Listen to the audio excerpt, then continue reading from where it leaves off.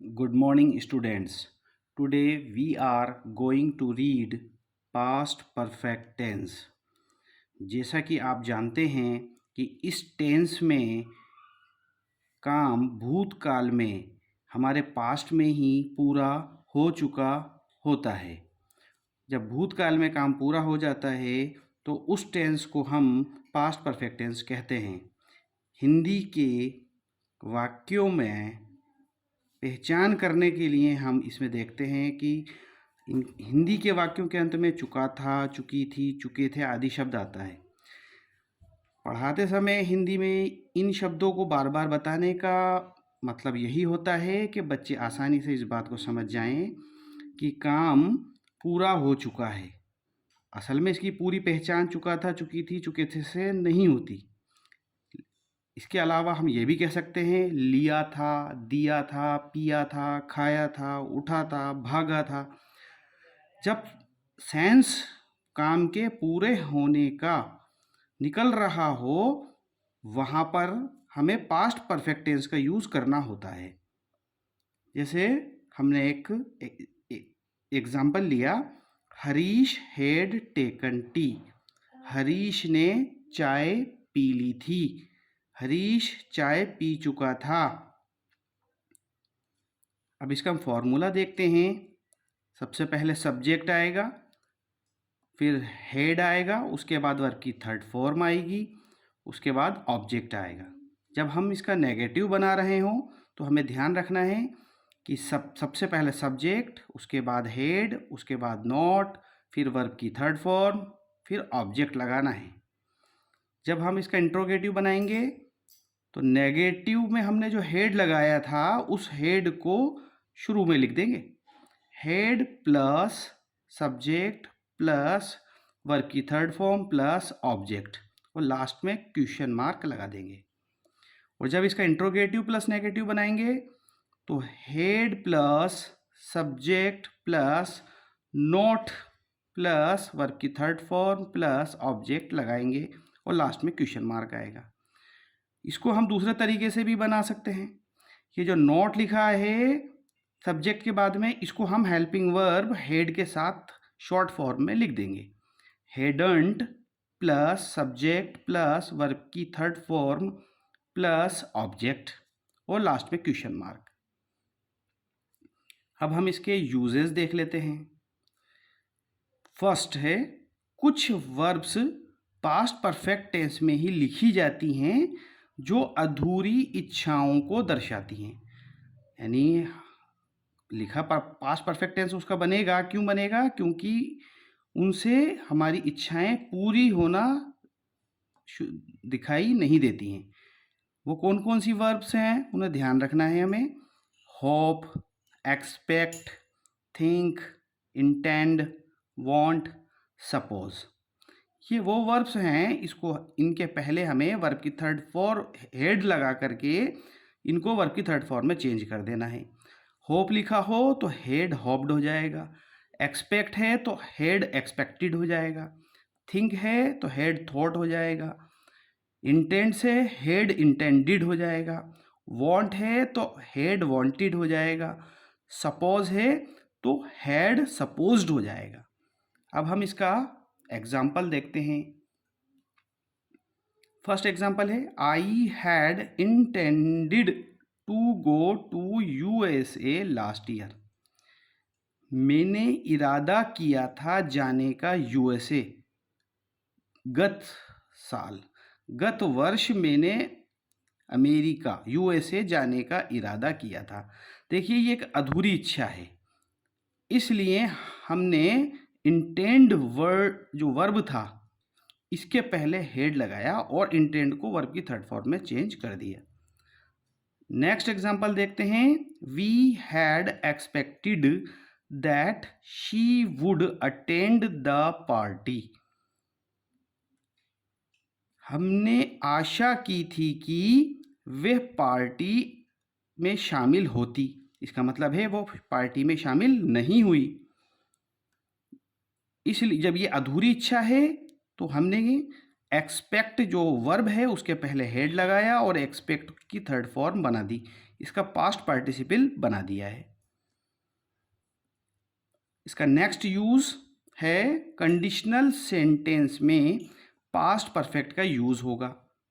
First example हम देखते हैं, if he had met me, अगर वह मुझसे मिला होता, I would have helped him, मैंने उसकी मदद की होती। ये कंडीशनल सेंटेंस है। कंडीशनल सेंटेंस कहते हैं शर्तीय वाक्य। शर्त जब होती है जब हम अगर करके बात करते हैं, इफ से बात करते हैं। तो हमें इस बात का ध्यान रखना है कि इसमें दो क्लोज हमें नज़र आ रहे हैं। ये जो क्लोज इफ वाला जो क्लोज है इसको इफ क्लोज होता है, और उसके बाद कोमा लगा करके जो है ये मैन क्लोज होता है। इफ क्लोज में हेड प्लस वर्ब की थर्ड फॉर्म आ रही है, मीट की सेकंड फॉर्म मैट लिखी है, और दूसरे क्लोज में वुड हैव के साथ वर्ब की थर्ड फॉर्म है। जब इधर वुड हैव प्लस वर्ब की थर्ड फॉर्म है तो हमें ध्यान रखना है कि इफ क्लोज में हमें हेड प्लस वर्ब की थर्ड फॉर्म लगानी है। नेक्स्ट एग्जांपल हम देखते हैं, if she had come to me, अगर वे मेरे पास आती, I would have given her a gift, मैं उसे एक उपहार देता, मैं उसे एक गिफ्ट देता। देखिए यहाँ भी शर्त है, अगर वो आती तो मैं देता। तो वुड हैव गिवन अगर दिखा जाए, अगर ये फिल इन द ब्लैंक्स में क्वेश्चन आए और मेन क्लोज में वुड हैव प्लस वर्ब की थर्ड फॉर्म हो, तो हमें ध्यान रखना है कि इफ क्लोज में हमें हेड प्लस वर्ब की थर्ड फॉर्म करनी है। शी के साथ हेड लगा दिया और कम की थर्ड फॉर्म कम लगा दी।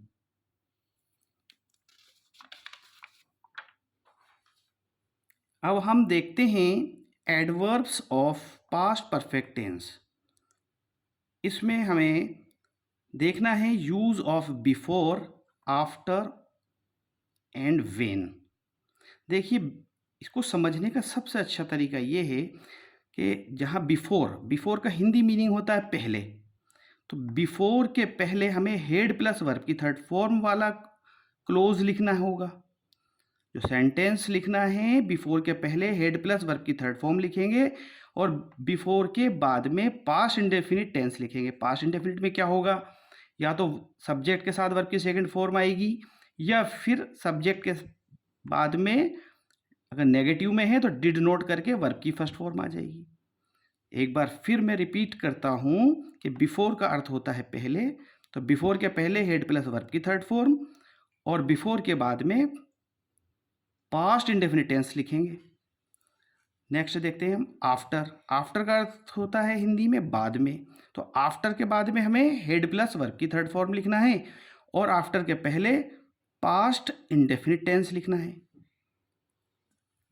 नेक्स्ट वेन का यूज ध्यान रखना है हमें। वेन के साथ में जुड़ा हुआ जो सेंटेंस होता है वो पास्ट इंडेफिनिट होता है, और दूसरा जो क्लोज होगा उसमें हेड प्लस वर्ब की थर्ड फॉर्म लगाई जाएगी।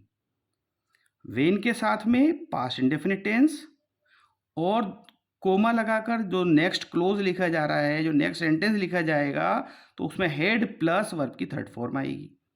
अब हम इसका एग्जाम्पल देखते हैं। फर्स्ट एग्जाम्पल है, I had gone to Jaipur before he reached. देखिए यहाँ पर बिफोर है, तो बिफोर के पहले हमने हेड प्लस वर्ब की थर्ड फॉर्म लगा दी, और बिफोर के बाद में हमने यहाँ पर वर्ब की सेकंड फॉर्म लगा दी है। नेक्स्ट हम देखते हैं, you got a job after you had completed your graduation. आपको एक नौकरी मिल गई आपने जब अपनी ग्रेजुएशन पूरी कर ली थी। पूरी ग्रेजुएशन पूरी करने के बाद में आपको एक नौकरी मिल गई।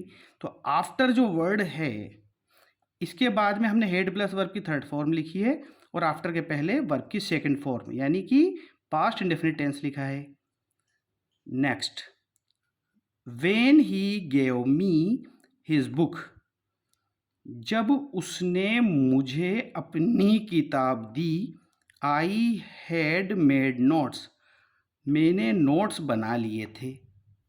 देखिए वेन के साथ जो क्लोज लगाया गया है, तो वेन के बाद में वर्ब की सेकंड फॉर्म आपको दिख रही है, तो ये पास्ट इंडेफिनिट टेंस हो गया। और दूसरे क्लोज में हमने आई के साथ में हेड प्लस वर्ब की थर्ड फॉर्म लिख दी है।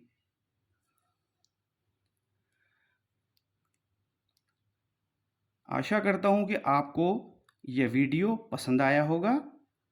अगर आप चैनल पर नए हैं तो आप इस चैनल को सब्सक्राइब कर लें, लाइक और शेयर करना भी ना भूलें। Thank you.